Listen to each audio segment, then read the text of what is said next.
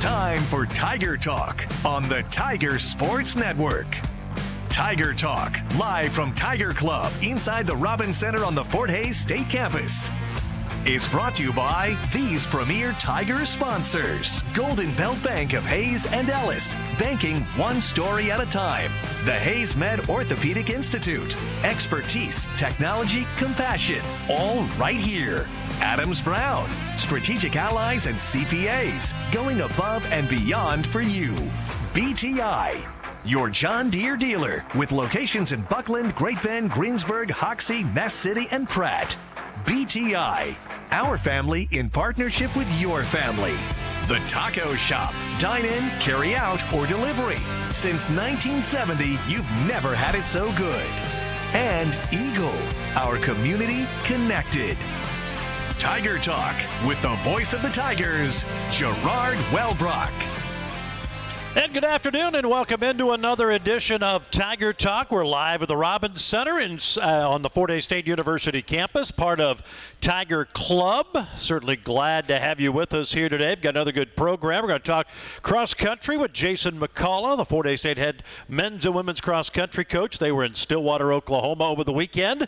Just one more regular season meet before conference. Some soccer with women's soccer coach Tyson John, Jessica Wood-Atkins, Fort Hays State volleyball, and Chris Brown, Fort Hays State football, to join us on the program today. We'd again love to hear from you. You can submit a question if you're listening by going to the Fort Hays State Athletics website, FHSUathletics.com. All you have to do is click on the fans tab. You'll get a drop-down menu there at the bottom. You'll see Ask the Coach, and if we use your question, chance for you to win a T-shirt. In fact, our T-shirt winner from last week, Steve Lycum, who had an email question for us. So congratulations, and you can be a T-shirt winner as well. Submit your question here for any of the coaches here at Tiger Talk. Again, you can join us live. All you have to do is join Tiger Club. Great way to help the Fort Hays State Athletic Department.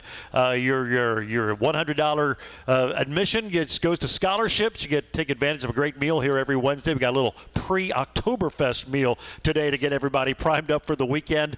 Some German food today. Always a great meal and a chance to see the program live, visit with the coaches and everybody else here at Tiger Club. You can contact the Fort Hays State Athletic Department for more information on that.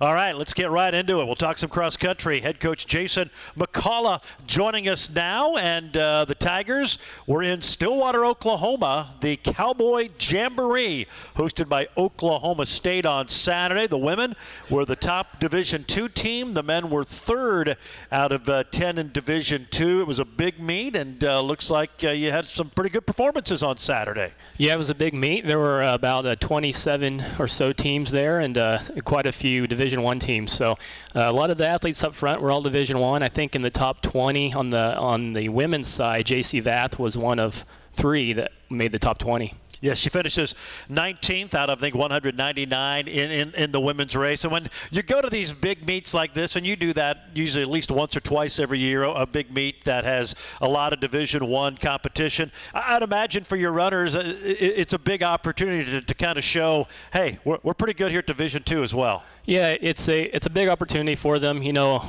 those teams are good. I think Oklahoma State women are third in the nation and the men are second. So they went up against the best of the best, and they get to see what it's like to be up there. And you know, JC was 19th, which maybe seemed low for her, but when she was a top Division II athlete, when she looks at that, she sees that's a real good performance. Let's talk about the women a little bit. She finished 19th. How did the rest fare? Just how do you feel everybody ran in that race? I thought we ran well. Our second runner didn't run quite as well, but we had 3 freshmen that stepped up, were our third, fourth, and fifth runners. And they really closed out the scoring for us and packed it up well. So, you know, they did well, especially without our top athlete, Reagan Hodson, held her out this week. Mm-hmm. And so to place fourth with those athletes without Reagan was amazing. What was the course like? You know, we talk. I mean, that's the one variable. Every it's not like track when you have pretty much the same thing every time. Every course is unique. What was it like down at Stillwater? So Stillwater is probably one of the best courses in the nation. They just redid it in 2019. It has 1 million square foot of sod, Bermuda grass, got 1,200 sprinklers. Turns out the guy that takes care of it is a Fort Hays State graduate. Really? So I asked him how to get get that job. It seems like a real nice job to take care of a cross-country course. But it's an extremely nice course. They've held national championships there 2 out of the last 4 years, and it's extremely hilly. So more hilly than yours? Yes. It's a real hilly course. And I think I wanted to do that so every course after that would seem like cake. It'd be easy compared to Stillwater. There you go. Well, it was a good showing by the ladies. Graham Bradley led the men. He finished 26. Talk about his race and the rest of the guys and how they all fared. Yeah, Grant was 26. He was our top athlete, and then Jarrett Fitzenmeyer was only 8 seconds behind him in 30 seconds. So again, there was probably 20 to 24 athletes in front of him that were either from Texas or Oklahoma State. So mostly Division I athletes. I thought it was good performances by both of them. They both ran in the 25s for a 5-mile run, which is real good on that hilly course. We've kind of talked about your schedule. You've had a meet, then you're off a week, then you have a meet, then off a weekend. We're kind of getting toward the end. You've got one more at Emporia in a couple of weeks, I guess about a week and a half. Health-wise, you hanging in there, and are you where you kind of hope you'd be as far as the maturation of the season for everybody? Yeah, for the most part, knock on wood, it's been a fairly healthy season. Reagan has been out for a couple weeks, but she's running now. Might run her next week, might not. Just depends on how she's feeling. But she's running well now. But you just want to be safe and have her healthy for conference because she is one of the top athletes in the conference. And so we want her healthy for that. All the other athletes seem like they're, for the most part, fairly healthy. You always have some bruises and just soreness when you're running anywhere from 50 to 100 miles a week. As you know, Gerard, it can be hard on the body. It can be. I tell you, it is difficult to do that each and every week. Now, you're off this week. What are the plans? How do you go about training this week? And then, as we said, in Emporia, the Hornet Harrier Invitational a week from Friday to wrap up your regular season. What's the training like? And does it change as you get further on into the season? Yeah, this allows us to have a 2-week cycle when we have a meet every other week. So this week's a fairly hard week. We had a hard workout yesterday morning, long tempo run, and then tomorrow we're going to have some good hill work and some speed work and a good long run this weekend. And then we have one workout next week and go into Emporia for a race.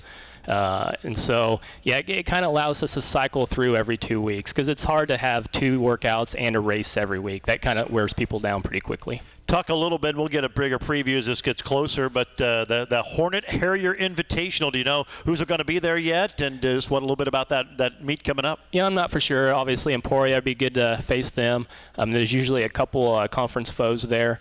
And then some other smaller JUCOs and NAIA schools. So it's usually a pretty good performance for us, a good test for us before we get into the conference meet. And as you said, it's not that far away. I mean, you start looking at the calendar, that MIAA meet's going to be here before you know it, and it's the time of year just hoping to get everybody running their best and their fastest. Yeah, it doesn't seem like we've had many meets, but it's almost time for conference. So when you said this was our last regular season meet, that kind of got me perked up a little bit. I better get going. All right, sounds good. Jason, as always, we appreciate it. Great job down in Stillwater. Enjoy the weekend off, and we'll get a preview of the Harrier Invitational hosted by Emporia State next week, and go get them. All right, thanks, Gerard. There you go. That's Jason Bacala, the head cross-country coach at Fort Hays State University, with us here on Tiger Talk, which is brought to you in part today by BTI, your John Deere dealer. Locations in Buckland, Great Bend, Greensburg, Hoxie, Ness City, and Pratt. BTI, our family in partnership with your family. More to come. We'll talk some soccer when we return. This is Tiger Talk on the Tiger Sports Network, built by PwC.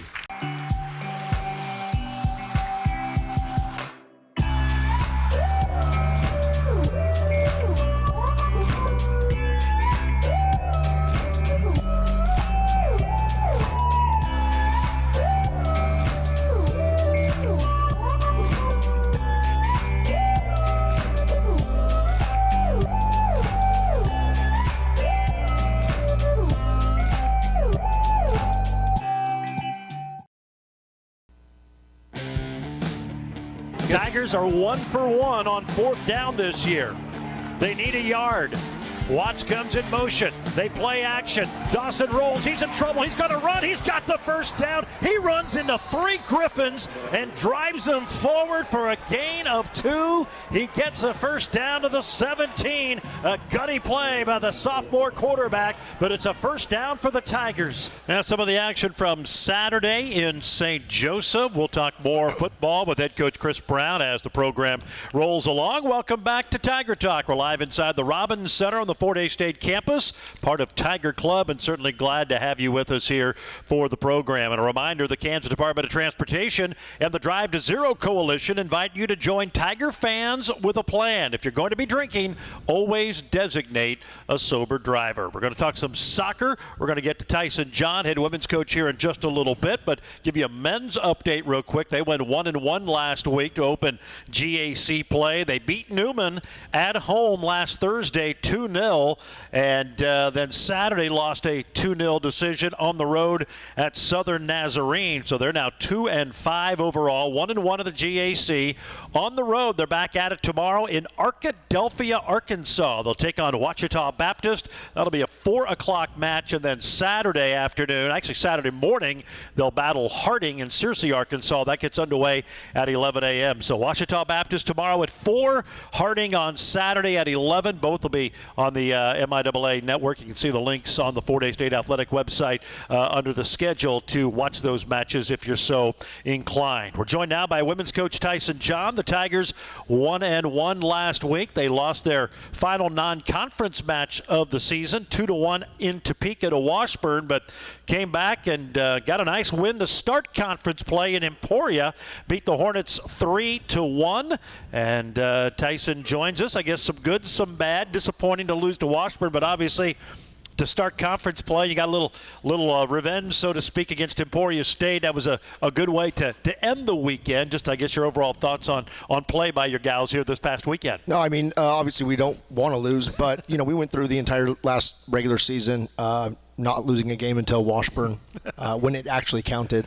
And so I think that was just a heavy weight for us last year. And so, like I said, we don't want to lose, but if you're going to lose one, that's the one that you can afford to lose. And they're 7-1 right now, and so they're a very good team, and we know that. And I think that probably helped us be a little bit more prepared for Sunday. And we hadn't beat Emporia since September 24th of 2017, and we got that victory at their place on September 24th, 2023. How about that? Nice symmetry. Oh, absolutely. And so, for me, I mean, that's the result that matters. They ended the year last year 16 in the country, started out 16 in the country. And so last year at this point, they were 1-5-2, and this year they're 1-4-3. So they're half a game better, but we put one in their loss column. Well, that was nice, and we'll get to that a little bit. Let's talk about Washburn a little bit. Fell behind in that one, down 2-0 in the first half. Only had 5 shots in the match. It was you didn't get a lot of good looks, and fell behind early. And that's just not a good combination. No, in the first half, I was like, who is this team? You know what I mean? I really didn't know what we were doing. I don't know if it was the nerves or what it was, but it did not look like us. But we had a good halftime talk and looked at everything and said, look, we still have 45 minutes and we got to come out here and we got to put in the work. And we were able to find a goal to come back, make it interesting, but it was a foul fest. I mean, everyone just, we don't like them, they don't like us. and we feel the same way about Emporia, so. Wonder why. Yeah, it was one of those weekends. We knew it was going to be tough. We had 4 starters out. Jaden Newell, unfortunately, will not return, torn ACL. So that's pretty sad. Her senior year, she may still try to come back. Nate Hepner's been great. Hooked her up with Dr. Pavat in the Kansas City Chiefs camp. So she'll be in surgery next week and back running in 4 months. No, hopefully she can find a way to get back on the field. They score 3 minutes in. You did a pretty good job defensively, not limiting their shots. Unfortunately, they obviously got some high quality ones and found a way to find the back of the net. Yeah, we just didn't we didn't track a runner. So we had our outside back. She had 2 players. 1 versus 2 is never a good idea. And then they scored a quality shot later in the half, and then we also battled back and held them to 1 shot in the second half. So I was pretty pleased with the way we responded. And you mentioned the goal. Allison Worley found the lone goal and assist from Sullivan Kelly. Tell us about that one. She's a 5'10" striker that I brought in. She's just scored 2 goals in 2 games. So we're finally getting her going. And that's exciting for us because she scored the same way in both games. She's tall, long, and she can push that ball out there, and when she gets a hold of it, she can welly it. All right, Emporia, you beat them. They, of course, had that tie from a week before in Hayes, and you kind of flipped the table. You scored 3 minutes in, a nice goal to get you on the board, and Montserrat Diaz found the back of the net, but it's nice off a corner kick and found a way to find it, and just felt like that gave you that shot in the arm, the momentum, and just played well the rest of the afternoon. It was a quality corner kick, put it right to where the dangerous areas are, right on top of the 6, and we're not sure if Montserrat was already in the goal when she headed it because Riley's the one that made contact with it initially, but we made sure that they got the double assist there, and they're putting their stats up on the board. Right now, Hannah Mayers is number 1 in the conference in goals and overall points. Sully is number 2 in assists, and we have, I think, 3 or 4 in each category in the top 10 individually. And so 3 of those players were out this week, so didn't play either game. And you mentioned Sully. She had her hand in the second goal by Claire Gaith in the 26th minute to put you up 2-0. Yeah, nice little move. Claire cuts the ball in. Montserrat fakes like she's going to shoot it, lets it run between her legs, and Sully connects with her left foot. And so, yeah, we were really pleased with all the goals. And sometimes, like we talked about when we came up late against Kearney, and I was like, not the best goal, but we'll take it. All 4 of our goals over the weekend were quality. And then Isabel gave up the 2 against Washburn, but bounced back. And both goalkeepers had pretty good days, but she was really good in goal again on Sunday. Yeah, we deserved a shutout. She deserved a shutout. Basically, the ball got played in on a corner. It was a scrum. People started screaming handball. We stopped. We did not play all the way through the whistle. And if we had done so, we come out 3-0. But she does a good job. You get the win, and as we said, you start conference play with a win, and we've talked about it. The MIAA is going to, it's going to be a dogfight. Every match is going to be so important. Every point the rest of the way, and to get a road win against a quality team to start, it's always a good idea. Yeah, it's tough to go and play on the road because our facilities are so nice here, and it's kind of hard to compare to ours. So we'll be happy to be on our home pitch for the next 2 weekends. Before we have to go back out on the road. But, yeah, to get a result on the road was a big deal for us. All right, let's talk about the weekend. Friday night, 7 o'clock, Northwest Missouri State comes to town. And then Sunday afternoon, Missouri Western. The Griffins will be here for a 2 o'clock match. A little scouting report on the Bearcats and the Griffins who you'll play this weekend. Yeah, Northwest is very similar to us. They play the same style. They like to play. So that's always a good matchup. I'd say the same as like a Washburn. Missouri Western, it's still tough to tell because they have a new coaching staff and they've had a mixed bag of results. So they always are going to be 2 of the better teams in the conference, and so we know we're in for it. Well, and as you know, and really every time out, you got to come to play. And if you do that and play to your capability, you're going to have a chance against whoever you go out there against. Absolutely. All right, well, congratulations. Good start to conference play. Best of luck this weekend. Again, Friday at 7, Sunday at 2, the Tigers at home for a couple of MIAA matches. Of course, you can watch them online, or better yet, just get out to the FHSU soccer stadium to watch the Tigers take on the Bearcats and the Griffins. Tyson, as always, appreciate it. Great job this weekend, and good luck this weekend here at home. Thank you very much. There you go. Yeah, that's Tyson John, head soccer coach for the Fort Hays State women, as they'll be back at home this weekend for a couple of matches. Tiger Talk brought to you in part by the Hayes Med Orthopedic Institute, the most comprehensive orthopedic care in Western Kansas. Learn more at hayesmed.com/orthopedics. We've got more straight ahead. We'll talk volleyball with Jessica Wood-Atkins as Tiger Talk continues on the Tiger Sports Network, built by PwC. The Golden Q is the place for football and food. Friday night, when your team is out of town, stop in for your favorite burger and watch the game, plus catch every NFL game with the NFL Sunday Ticket. Want to enjoy the game from home, but still eat the Golden Q's tasty food? Use their app to place an order to go, or use DoorDash. Then, when it's time to blow off some steam, head to the Fort, duck pin, bowling, axe throwing, VR, and check out their huge outdoor patio. Book a party room for your group or host a large gathering at the Fort. The Golden Q and the Fort in Hayes. 2 receivers left, 1 right. Ed in the throw across the middle. It's going to be intercepted. The pass is picked off by Benny Williams. The Tampa, Florida junior with his first interception inside the 10-yard line. And the Tigers got a takeaway before halftime and keep the Griffins off the board. More of the action from Saturday in St. Joe. We'll talk some football with head coach Chris Brown here in just a little bit. But first, we're going to talk some volleyball. Jessica Wood-Atkins joins us. Tough week for the Tigers. Been a tough go in conference play so far. 0-3 this past week for Fort Hays State. Lost at home to number 21 Central Oklahoma last Friday.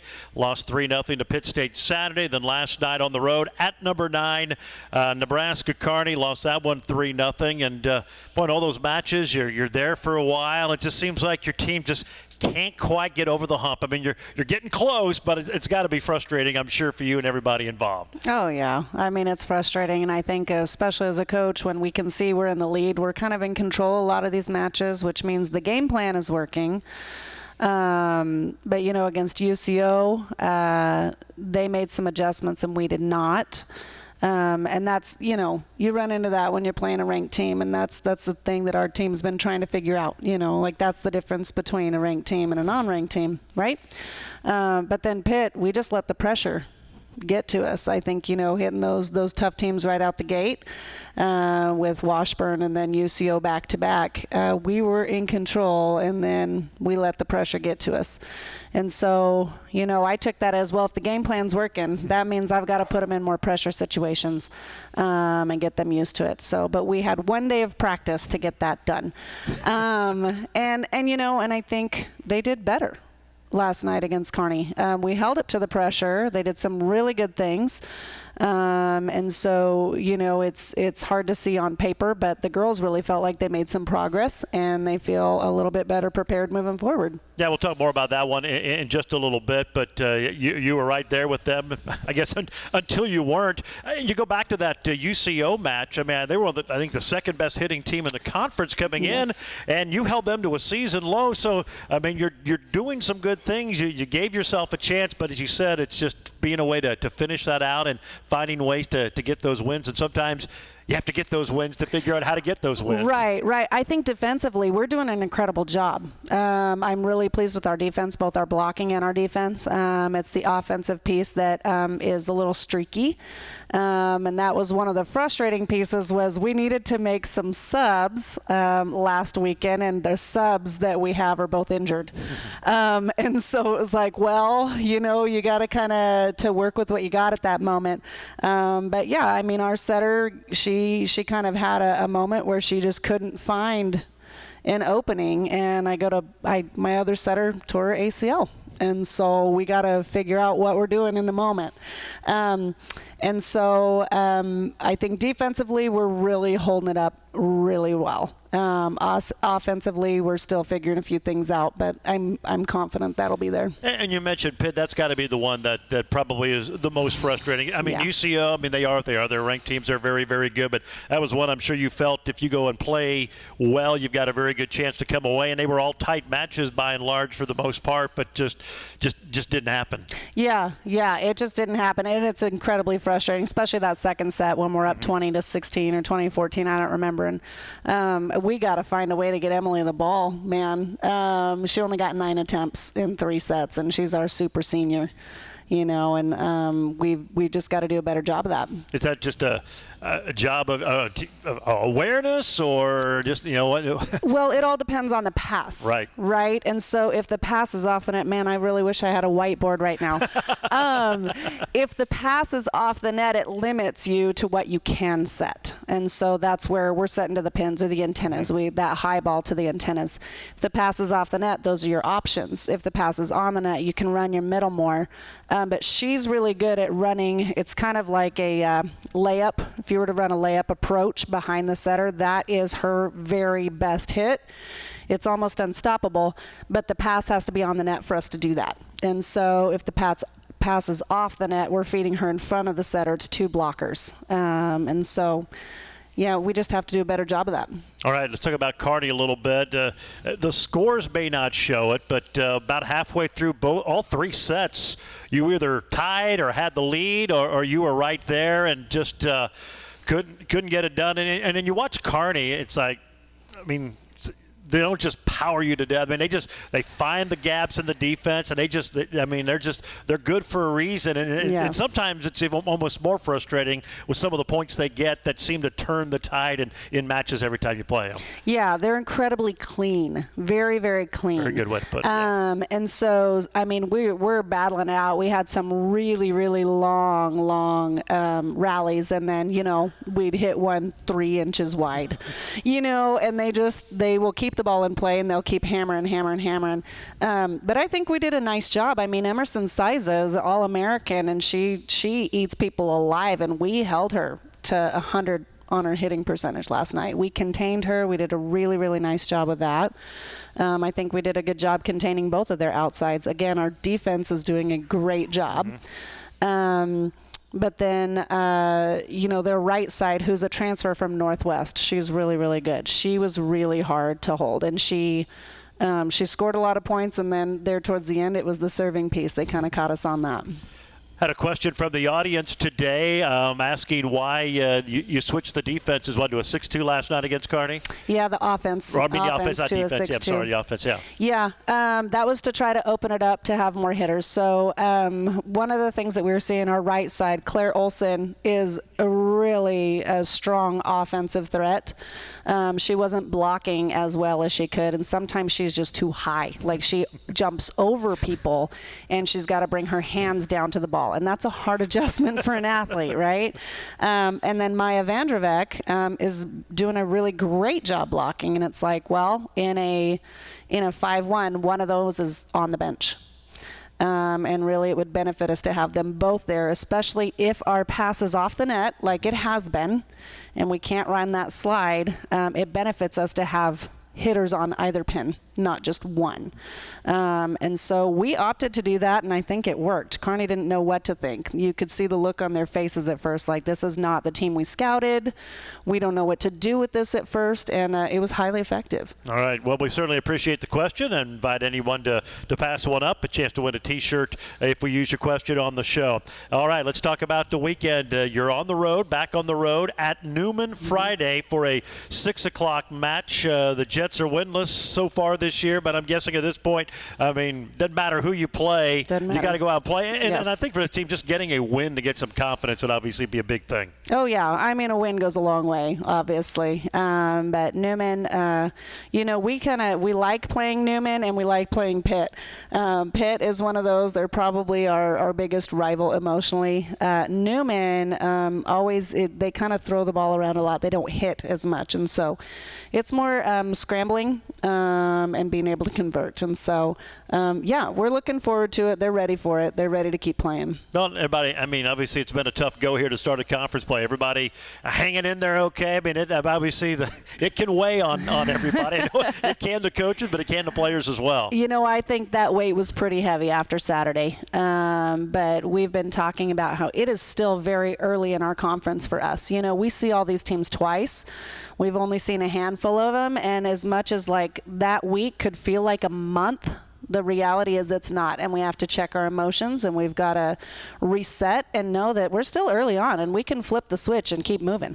And I think that they realize that, and they're feeling good about it. Knock on wood, our starters are relatively healthy.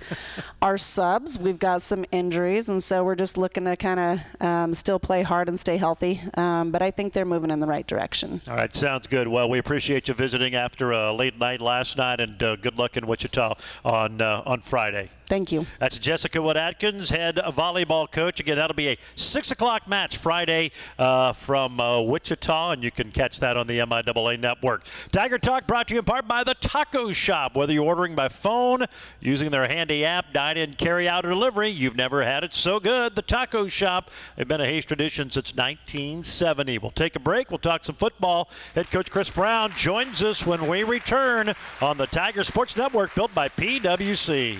Ready to discover something new? The next time you're in your car, tune your radio to 94.3 FM. It's here! It's Hayes' greatest hits. Love it! On 1400 KAYS and 94.3 FM. Do you believe in love? Glory days. Well, 94.3 94.3 FM, KAYS. Go ahead, check us out. 2 for 3 on 4th down. They've got it. End goal at the 8-yard line. Flag on the play. Free play. Dawson steps up to the end zone. Caught! It's a touchdown! Fort Hays State. Jaden Horace through traffic, able to haul it in.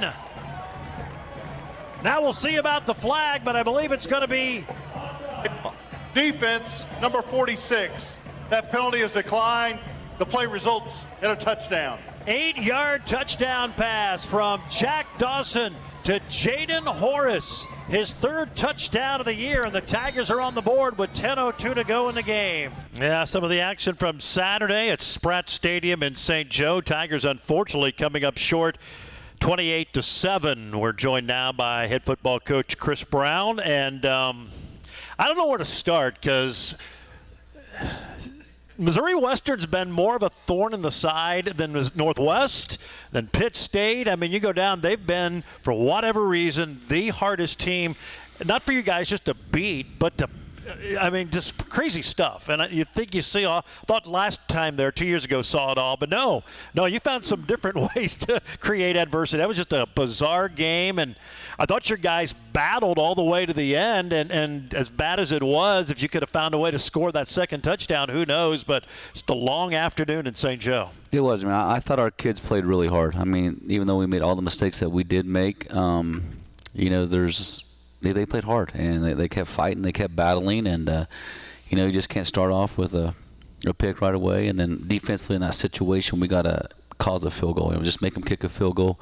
So now we're just down 3-0, and then next possession we're 3 and out, and we got a punt and get a punt blocked, and now the ball's on the 1, and that's tough as a defense to hold them in. But we're lucky we were just down 14-0 at half, and we were able to kind of fight back a little bit here and there, get down into the red zone, and then we'd turn it over. So we had opportunities to win that game, and even when we were down 21-7, we were driving down. I thought we were still going to win that ball game. I just had that feeling in my gut that these kids are going to get it done, and we just didn't. We had mistake after mistake after mistake, and it was just turnovers. But the 2 times we did get them 3rd and long, we got 2 interceptions. We just couldn't get them 3rd and long enough. They're always 3rd and 1, 3rd and 2, or 2nd and 3, 2nd and 4. And as a defense, it's just hard to get off the field. It's a strange game in the sense that they came in leading the conference at almost 46 points a game. They were one of the tops in total offense. You held them under 300 yards.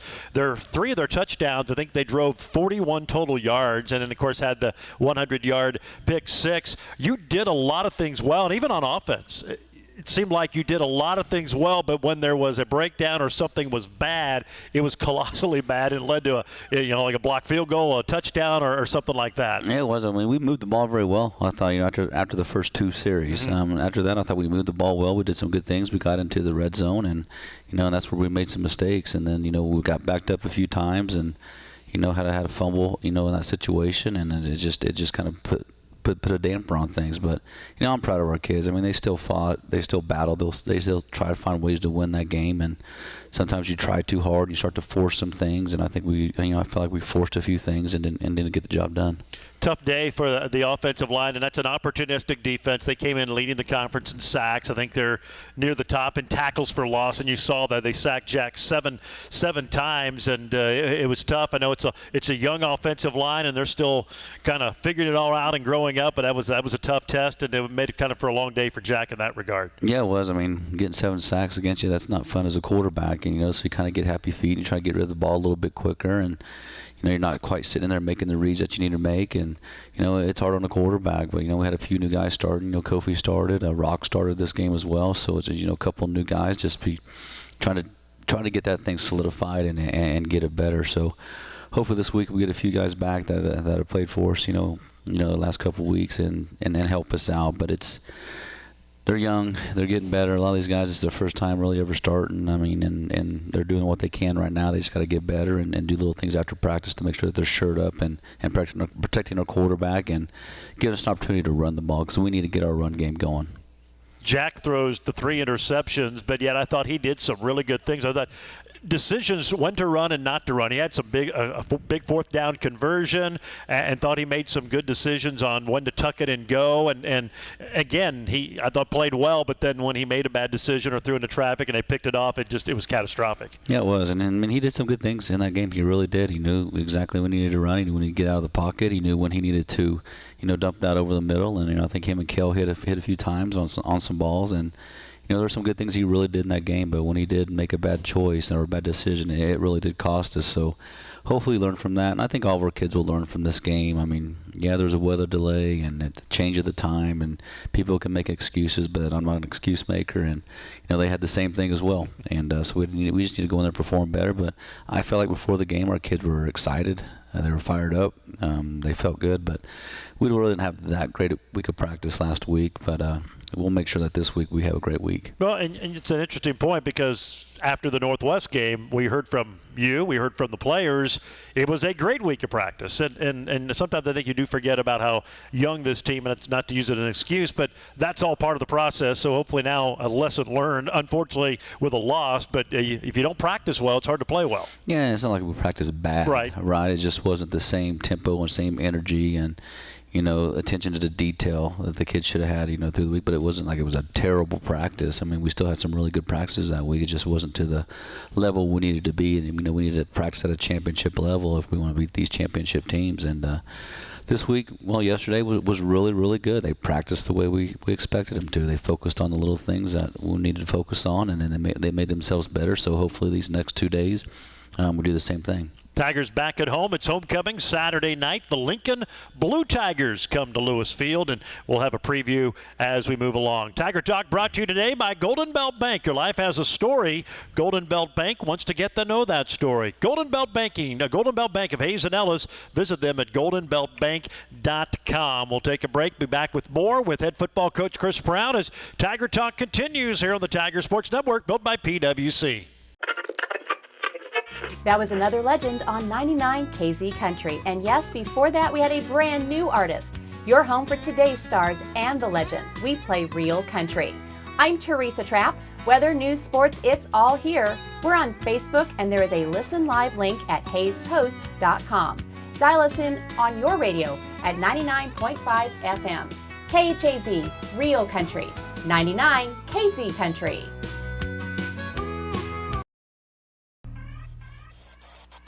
21-7 Griffins, 4 minutes to go. Eden from the shotgun. He wants to throw. He's got time. He goes across the middle. It's intercepted by Williams. Mikael Williams at the 40, and 40 State has their second interception. Mikael Williams stepped in front of the pass, and he picked it off, his second of the year. His third as a Tiger, and they'll start in Griffin territory. That was a big play. Thought Tigers there got the ball back, a chance to score, make it a one-possession game, but the pick six taken back 100 yards kind of ended that, and they lose the ball game 21-7. Mikael played well. He was banged up. He had a couple of guys. Benny Williams had a pick. He left the game. Mason Perez didn't play in the second half. Obviously, Bryson Smith took that hit late. Any update on these guys? That was a tough physical game. You had some guys who were kind of banged up in that one. Now, I hope we get those guys back, but you just never know with how some of these things play out. We'll see as the week goes on. I love having Nate Hepner in my corner and Dr. Wally and those guys working together to try to get our guys healthy. And we're never going to put a kid out there and hurt them even more. So if they're good to go and ready to roll, we'll play with them. But if we feel like we're going to hurt them anymore, then we've got to hold them out and go with our backups. All right, sounds good. And I guess that's why. I mean, you were young to begin with, and you're gonna have probably some young guys in some positions, but. As I say, you got to start somewhere in some of those cases. Yeah, you do. And, some of these guys are getting an opportunity to play early, and we are a young team. And I think I looked out there last week, and there was like 5 freshmen on defense that were starting, towards the end of the game. And that's good for them. And, that they got the reps they needed to get, and they actually did a pretty good job. And we had some young guys on offense step up and play well, too. So they got to get the reps, and they got to play at some point. So, they did a good job. Got a question from the audience about backup quarterback Caleb Heavner. Did you consider playing him at all? I mean, what's that battle like in the quarterback room? I mean, there's still the battle. Just, in practice and evaluations and things like that, we just still feel like Jack is our guy right now. And, hopefully this week we can get Caleb in and actually see what he does. But it's always scary to when you're trying to win a football game and don't quite know where this young man is yet, how's he going to perform in this situation? It's a stressful situation, and we're still trying to win that game. We feel like Jack could have got the job done for us. All right, the Lincoln Blue Tigers come to town. They've had a long losing streak. In some regards, is this a dangerous game just in the sense it's Lincoln, and they have struggled, and they have struggled mightily for your guys to maybe look past them, take whatever, all those traps that you get for a game like this? Is it, and in some regards, is these games more dangerous because of that? These games scare me more than anything, and I know it drives Matt Cook crazy when I say things like that, but it really, really does. These games, scare the heck out of me because you just don't know how your kids are going to prepare, so you got to make sure that you actually stay on top of them even more, a little bit harder on them in practice, and then to make sure that they're prepared and that they're ready and they're doing the things they need to do to win this game. And are they still watching the film? Are they still practicing the same way? Are they preparing the way they need to prepare for this game just because it's Lincoln? I think they're a pretty good football team. I mean, I still see a lot of athletes on that team that do good things. They're a young football team, but they have some guys with some skill and some speed. And if we're not at our best, there's always an opportunity to lose a game.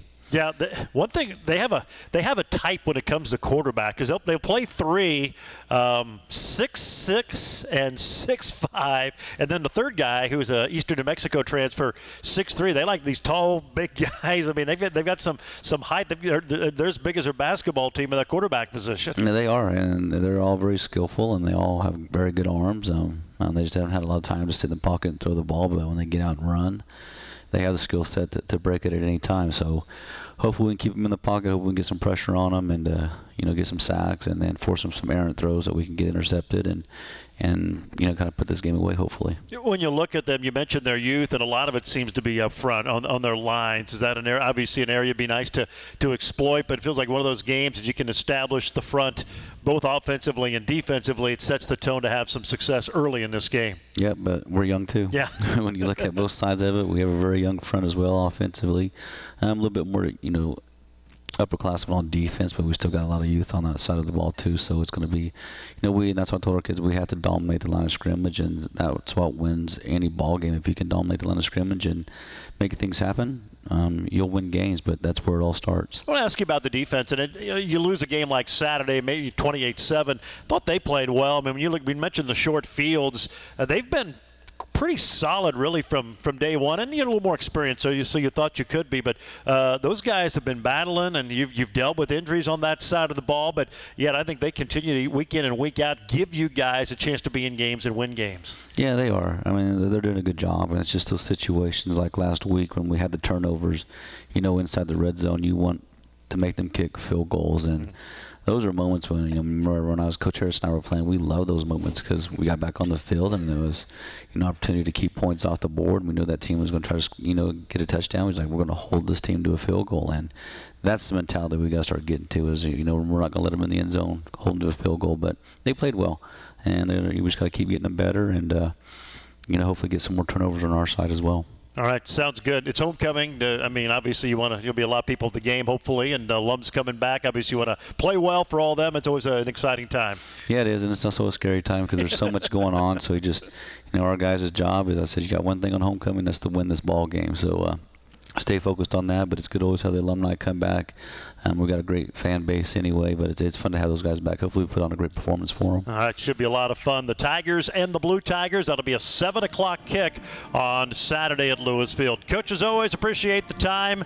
Continued good Wingate practice, and looking forward to the game Saturday night. Yes, sir. Thanks, Gerard. That is head coach Chris Brown of the Fort Hays State Tigers. And again, you can watch the game on the Tiger Media Network and the MIAA Network. And, of course, we'll have it on Tiger Radio Mix 103. Still need to remind you, the Fort Hays State football invites all Tiger fans to join Tiger Fans with a plan. If you're going to be drinking, always designate a sober driver. That's going to wrap up the program for today. We certainly appreciate you joining us. It's brought to you by the Hayes Med Orthopedic Institute, Golden Belt Bank of Hayes and Ellis, BTI, and the Taco Shop. We're back here next Wednesday at 12:10 for Tiger Talk. Hope to see you at Lewis Field Saturday night. Fort Hays State and Lincoln, the Tigers and Blue Tigers. Till then, Gerard Walbrock saying so long.